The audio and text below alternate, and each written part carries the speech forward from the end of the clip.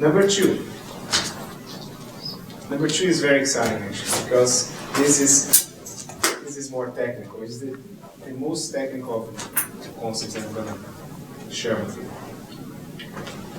So we all want to be playing in a way that is very accurate. Right? We want to have all the notes in there. And have you ever asked yourself, how is that possible? How is that possible that you have just one chance in a performance and all the notes are there for some people? Some people do just get the notes. How is that possible? You know? So I'm here to share. I'm going to share with you some of the one thing that I've been using for a long time, and I generally prepare for competitions using this thing. And when I need to be really accurate, I can really focus on that. But again, this is just another point of view. I use many things. This is just another thing. It's called the learning game. I like to call it this way. So number two, it's called the learning game. So the learning game for me is this. It has to do with playing notes accurately. That's all it is. It's very specific. I need to play the notes accurately. That is the learning game. So if I'm playing a passage, so I'm gonna play a little bit of an arrangement that I was working on 2 days ago. So it's new, and so it's something that can actually work in real time. You know, I play a little bit until I find a mistake. When I find a mistake, I'm gonna use the learning game, and I will explain what it is when it happens. So.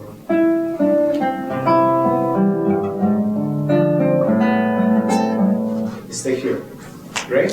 So this is where mistakes happens. When a mistake happens, I stop immediately. So this is the first rule of the learning game. Mistake happens, you stop. Then I get that passage there. I isolate those 3 or 4 notes. Sometimes I make it very small like that. So I will just isolate the measure there. So, and I'll play one more time, just that measure. Then if it's on my level, if let's talk about accuracy now. If it's accurate, all the notes are there. Then I repeat it 3 times. Okay. The number of repetitions you can increase depending on how much time you have for repressing. So I play for 3 times. So 1 time. And if I mess up in the third, I have to start everything all over again. With 3 times. So you see, I repeat 3 times. If I get it right in the first and the second, but I mess up in the third, do the 3 times again. So this forces me to focus like, oh man, I need to get this done, otherwise I'm not going to continue learning this piece. So this creates pressure. And pressure doesn't need to be bad. This is a good use of pressure. And the same kind of pressure we are feeling is the same kind of pressure we are feeling before a concert generally. And so you're also pressing for a performance, because you just have one chance there. It's very similar, the way you feel. So you're also pressing to perform in front of people by playing this as well. So I play 3 times. 1, 2, 3 times. Great. I get it 3 times, then I do a pause. It's very important. Like 3 or 4 seconds, I don't count, but it's very short. So write it down and do a pause. And then I just have one chance now to get this right. If I get it right, I get the rewards of continuing playing the piece. If I get it wrong, I do the learning game again. And I can get stuck in the passage until I fix it. So there is a lot of pressure for me to make that work. So I play it again. Oh, mistake.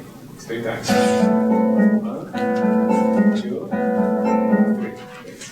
So now I pause. Remember, pause is important. Okay. And I keep playing.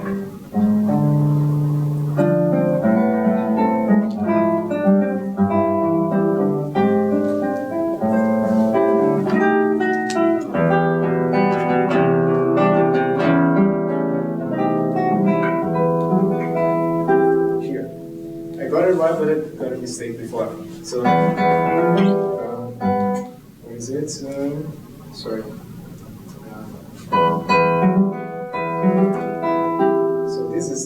I isolate this, repeat 3 times. 1, 2, 3. Then pause. And then when I play, I prepare, I feel there is pressure, it's just one chance. The same thing you feel before playing a concert. You like? You do deep breath, and go. Great. I did it right there, but I did not mistake after. So I put there. What's your definition of a mistake? Accuracy, for now. For now, it's only accuracy. So if I play a note that is buzzing, it's a mistake. Okay, if so... I play the wrong notes, it's a mistake. But if you don't hold it for its full value, that's not a mistake. That is not a mistake for now, because it's just mechanical. So if you need more time, say, I'm not so sure, hold it, and you play the notes, fine. Okay. For now. You can use these things for any standards that you have. For example, you want to use the learning game with your dynamics or musically too. I want to play this passage and it has to sound musically as I hear in my head. And then you have that reference and you play it. Even if the notes are there, but if it doesn't sound the way you want, you can consider that a mistake too. And then, but this is setting up higher standards. But most of us, we first of all need to get the fingers working before doing that. When the fingers are working, then you can use other things to be creative. This is more of the creative side, you know, that I use other things for creativity. Because this is too systematic for being creative. It limits you. When you have like step 1, step 2, it may limit your creativity. It may give you accuracy, but limits your creativity. So I use other things. Do you apply this method also to, let's say, longer segments that are a few measures long? Let's say the guitar position changes and I'm having trouble up here in the 7th fret. And so I would play this sequence, maybe 4 measures. You do this not just for one single note, that's a mistake. Yes. But maybe for longer segments. Section. I do it. And that's when I want to challenge myself. So I may do like a section like this, you know. Mistake at, but that's the measure I'm mistaking here. And then, so I get it from the beginning, and I consider that 1 repetition. So it's more pressure. It's good too. And you may do this with your entire piece. It's like, I do a mistake, oh no, play the piece 3 times. That's how you get good at it.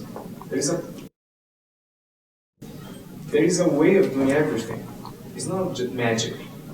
You know, it may look like magic when you get it done, but there is a step-by-step process that if you follow, you're gonna get the result. There is no other way.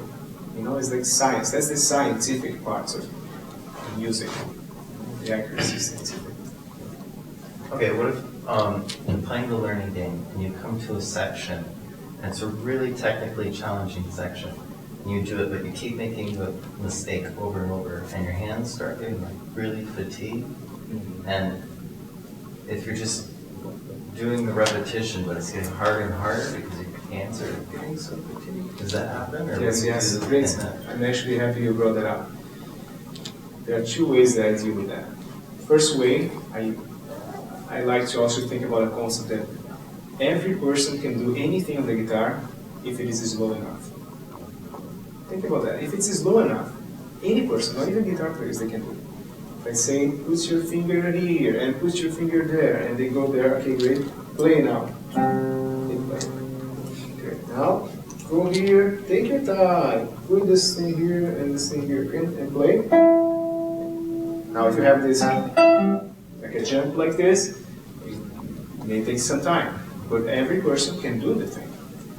So that means that when I have a challenging passage, I really slow it down a lot. For example, I play the appassionado. I consider to be a challenging piece. Let's get a. I'm not warmed up. This is a challenging passage. Let's put it this way. So I stand again. Slow.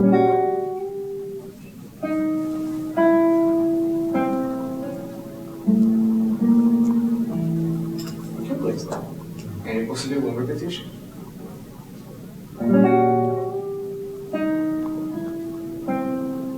And you can do the dynamics as well, the phrasing, slow as well, it helps, actually helps.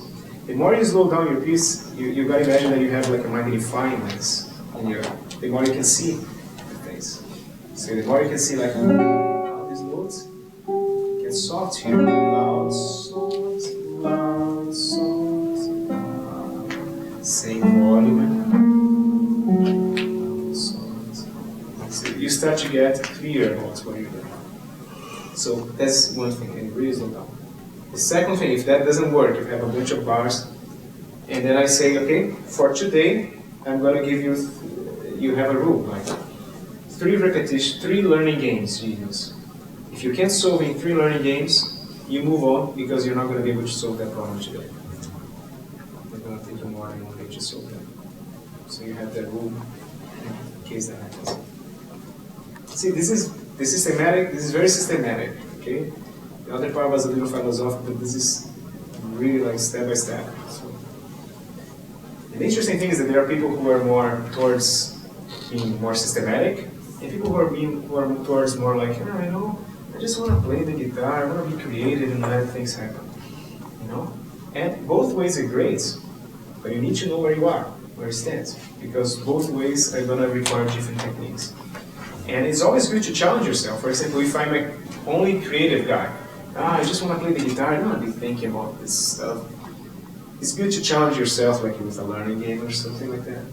But if you're too systematic and like, no, I played everything, I have this step 1, step 2, step 3, but you're not that creative. You become, this is what mostly happens, in general, with academicists.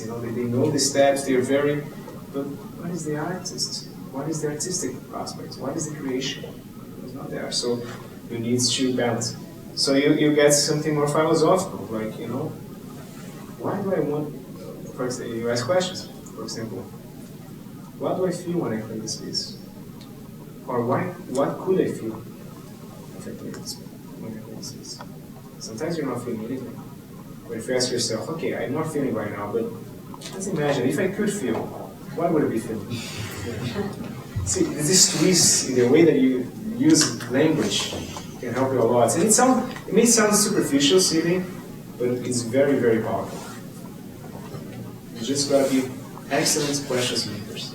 I have a list of questions that I do on the systematic side, but you may not want to. You may do other stuff. Just have in your head. Yeah. Questions about the learning game?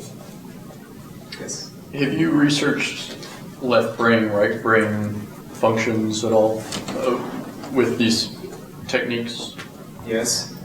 Okay, because the way you're talking about it is very specific to the left brain does the systematic whatnot, and then when you want the creative side, you need to switch to the right brain. Yes. And I was just wondering if... Yes, I did my research on that, and that was what people used to believe 100% in the past. There is still more of that thing going, but now people are also looking at the brain as a whole, right? Well, because everything is connected, and our brain has a lot of plasticity. That means that it's like real estate. Let's see if I can answer you this question. In our brains, we have like a series of networks called like neurons. The neurons, they get together and they form synapses, which is like a cycle, like a network. They just unify and they form a synapse. So every new information that you have, if you repeat that information, electric currents goes through that synapses one time and makes it stronger. So by repeating something, you're making it stronger in your brain. Your neurons are actually physically getting bonded more and more. So by doing this over and over again, you get stronger. But if you don't use it, that information, what starts to happen is that the network starts to separate little by little, and then they disconnect. Now, they never touch themselves to start with, but they get really far away. And then if you learn another information, those same neurons are going to use to do another formation. So that means that's why the brain is very plastic. You can have the same neurons doing different stuff depending on what you're using. So this is another thing you want to write it down. If you don't use, you lose. Right? So that's why if you're playing some piece and you don't play for a long period of time, you're going to forget it. So you gotta keep playing all the time. And I'm proud to say that I play sometimes for that purpose. I play in restaurants, I play in gigs, I play concerts mainly, but I don't mind playing in those places because also gives me the chance of practicing that network. Playing like many hours, one after the other, like always remembering stuff. So, yes. Does that answer your question? Yeah. Yes. You put, I guess alongside with some of the questions, what kind of limit, or if you do, on a piece that if you put in a learning game, like you said, then you're getting tired or whatever, but what kind of limit do you say, or do you not say, okay, I can't get them, so I'm just gonna have to do them the next hour or tomorrow, or? The limit is like 3 learning games you can put yourself. Every person may choose differently. It's not set up in stone. Okay? You can be creative about how you use the learning game. But my rule is like what I like to use. I do 3 learning games. 3 sets of 3. If I can't get it right there, I just do another day. But that rarely happens because if you do it slow enough, you can get it. Even if it's slow. If I get it slow, I can make to myself, okay, play this passage. That's just one chance. Great, I got it right and I keep going at the speed I was before. You know, so you change the speed of that passage. That's why I don't like metronomes, but it's another story. So you change and you keep playing with it. So it's very flexible. Okay? I have one question. How much would you say for the learning game, how much would you make speed part of that? Because I'm always kind of torn between speed or accuracy, or what's more important, or what should I focus on first? Accuracy is first. Accuracy. Speed doesn't come. You can talk about speed in another opportunity. I have a bunch of ideas about speed as well. Speed doesn't mean that you can do a note really well. Speed comes from you doing a bunch of notes really well. It's not just one. You can make. It doesn't have to do with the speed of your finger. That's for one note. But how fast you can do 2 or 3, it depends how they're inserted into your group. And for that to happen, the accuracy needs to be first. Otherwise, you're going to be playing fast, but all sloppy.